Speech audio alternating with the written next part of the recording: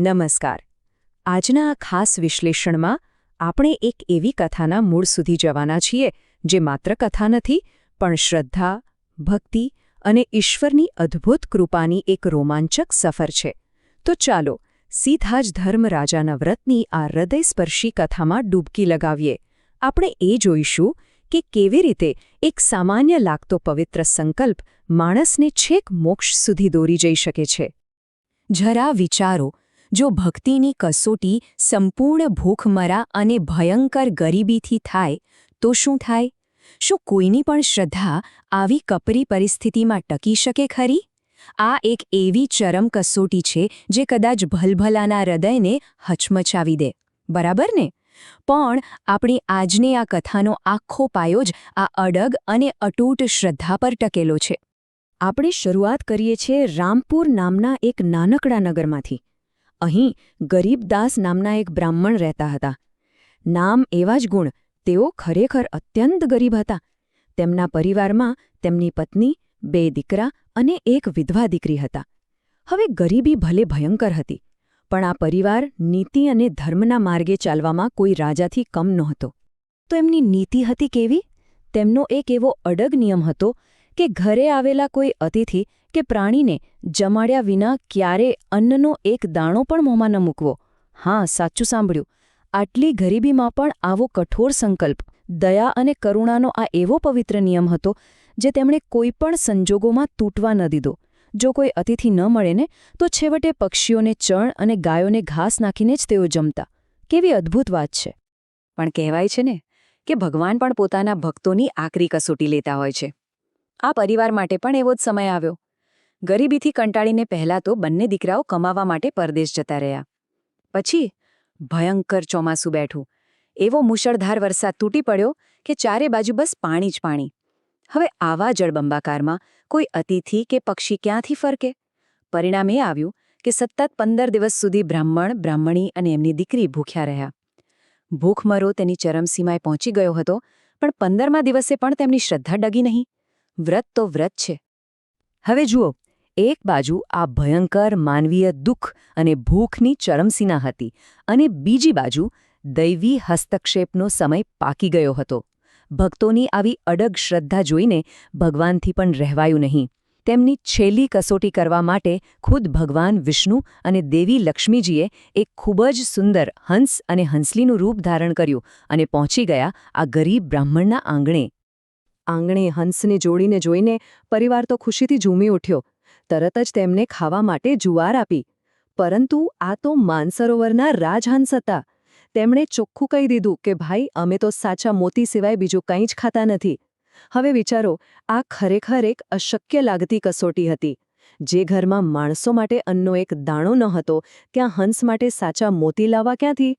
તો અહીં આ વાર્તાનો સૌથી રોમાંચક અને નિર્ણાયક વળાંક આવે છે.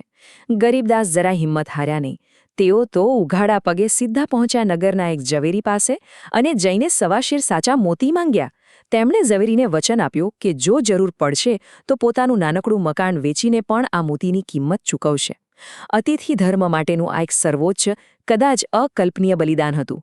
ઝવેરી પણ તેમની સચ્ચાઈથી એટલો પ્રભાવિત થયો કે તેણે તરત જ સવાશેર મોતી આપી દીધા.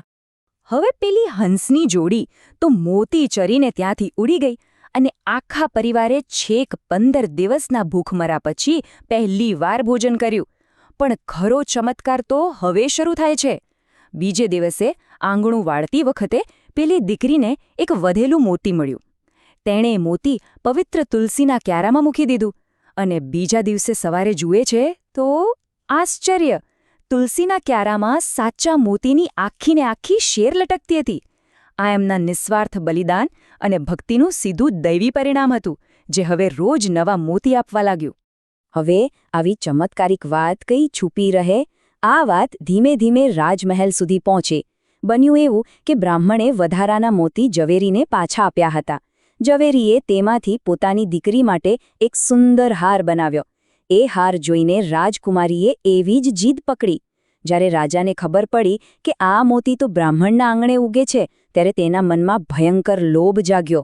સત્તાના નશામાં તેણે આખો તુલસીનો ક્યારો ઉખાડવાનો પ્રયાસ કર્યો. પણ પરિણામ શું આવ્યું? તેના બંને હાથ કુંડા સાથે જ જાદુઈ રીતે ચોંટી ગયા, બિલકુલ હલી જ ન શક્યા. અંતે હારીને રાજાએ બ્રાહ્મણની માફી માંગવી પડી અને ત્યારબાદ આ બ્રાહ્મણ પરિવાર ધનવાન બનીને સુખેથી રહેવા લાગ્યો. પણ વાર્તા અહીં પૂરી નથી થતી. સમય જતાં આ કથા એક અત્યંત દુઃખદ વળાંક લે છે. બ્રાહ્મણે પોતાના દીકરાઓને પરદેશથી પાછા બોલાવ્યા, પોતાની તમામ સંપત્તિના 3 સરખા ભાગ કર્યા અને 1 ભાગ વિધવા દીકરીને આપવાનું કહીને માતાપિતા બંને મૃત્યુ પામ્યા. હવે ભાઈઓના તો લગ્ન થઈ ગયા હતા, પણ જે નવી ભાભીઓ ઘરમાં આવી તેમણે સંપત્તિના લોભમાં પોતાની આ વિધવા નણંદ પર ભયંકર અત્યાચાર શરૂ કર્યો. તેને વાતે વાતે મેણા માર્યા અને ઘરમાં સાવ એકલી પાડી દીધી.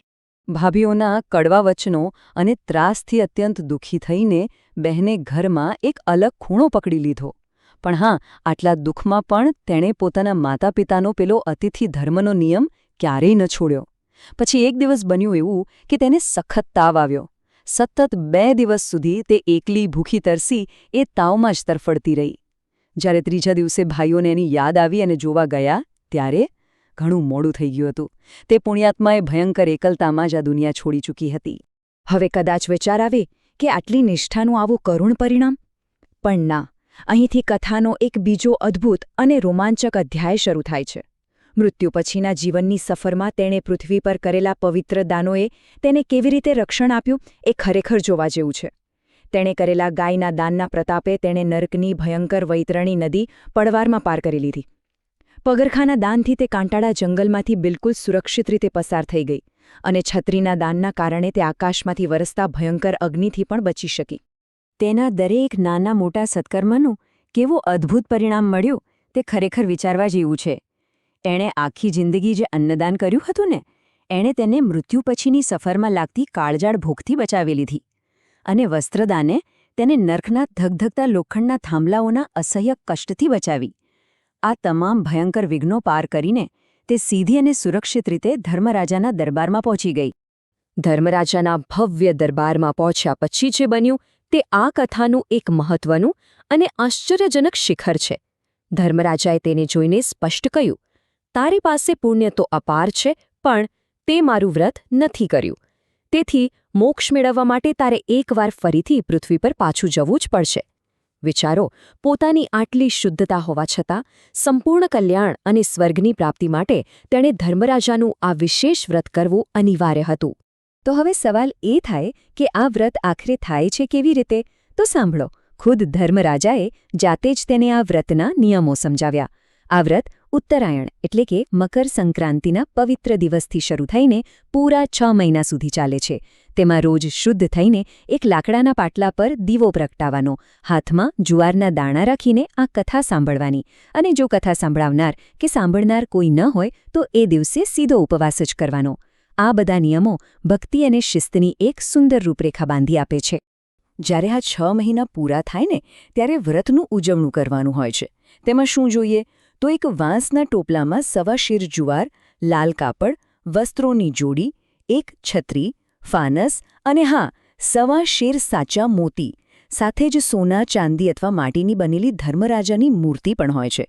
આમાં સૌથી અગત્યની વાત એ છે કે આ બધું જ દાન કોઈ એક સુપાત્ર બ્રાહ્મણને આપવાનું હોય છે. અને હા, દરેક ભક્તે પોતાની શક્તિ અને ક્ષમતા મુજબ જ આ દાન કરવાનું હોય છે.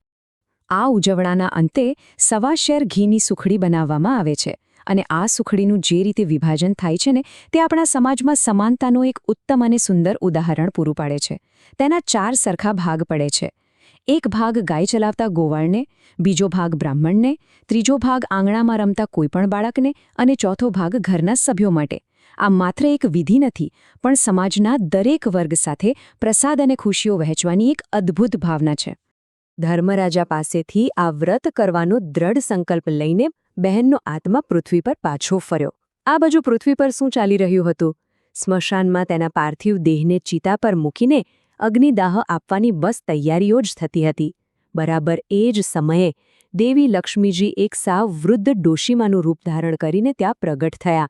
તેમણે જઈને બહેનના ચહેરા પર ધીમેથી હાથ ફેરવ્યો અને એક અકલ્પનીય દૈવી ચમત્કાર થયો. બહેન ફરીથી જીવંત થઈ ગઈ. ચિતા પરથી તે બેઠી થઈ. આસપાસ ઊભેલા સૌ કોઈ તો આ જોઈને સાવ આશ્ચર્યચકિત જ થઈ ગયા. સજીવન થયા પછી બહેને પેલા સ્વાર્થી ભાઈઓ અને ભાભીઓના ઘરે પાછા જવાના બદલે તે વૃદ્ધ ડોશીમા સાથે જ રહેવાનું પસંદ કર્યું.